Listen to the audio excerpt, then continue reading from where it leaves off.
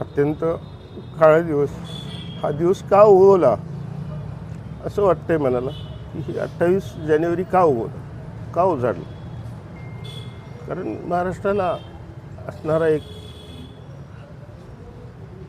शिस्तप्रिय नेता, शब्दाला जागणारा नेता, सर्व समाजाला सर्व घटकांना बरोबर घेऊन जाणारा आणि सर्वांना न्याय देणारा, सर्वांना प्रतिष्ठा प्राप्त करून देणारा एक नेता आणि अलीकडल्या राजकारणात खरं बोलणाऱ्यांची किंमत नाहीशी झाली किंवा खरी बोलणारी माणसं नाहीशी झाली. पण अशाही परिस्थितीत राजकारणात खरं बोलायचं धाडस, नैतिकता यांच्याकडे होती हा नेता, ज्यांनी माझ्यासारख्या एखाद्या अल्पसंख्याक समाजातल्या छोट्या कार्यकर्त्याला सुद्धा फार मोठा न्याय देण्याची भूमिका घेतली आणि या समाजाला न्याय देण्याचा प्रयत्न माझ्या माध्यमातून केला. अशा अनेक इतर समाजालाही न्याय देण्याचं काम अजितदादांनी केलं.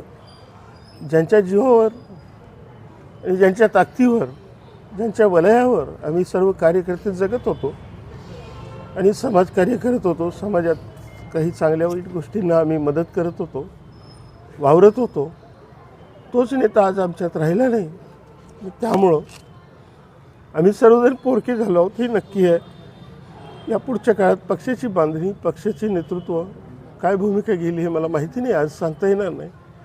पण अजित पवारसारखा एक प्रामाणिक सच्चा नेता या पुढच्या काळात कधीच राजकारणात दिसणार नाही हे मात्र नक्की आहे. कारण राजकारणात आपल्या फायद्यासाठी कधी खरं बोललं तर नुकसान होईल याची तमा न बाळगणारा, पण समाजापुढं खरं बोलणारा आणि खऱ्याने वागणारा असा एक नेता आज आमच्यातून निघून गेला, ज्याच्या नेतृत्वावर आम्ही आज जगत होतो किंवा समाजात वावरत होतो. या पुढच्या काळात असं नेतृत्व मिळेल नाही मिळेल हे भविष्य सांगेल. मात्र हे नक्की आहे की आज जी पोकळी, जे छाया आमच्या डोक्यावरून निघून गेलेली आहे त्याचं भरपाई भविष्यात होईल नाही होईल हे मात्र नक्कीपणानं सांगता येणार नाही.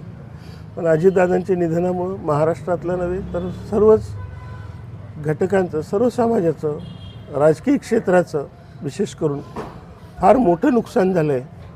परमेश्वराच्या चरणी एवढीच प्रार्थना आहे की अजितदादांच्या माघारी त्यांना अपेक्षित असणारा महाराष्ट्र, त्यांना अपेक्षित असणारा समाज हा यापुढं निर्माण व्हावा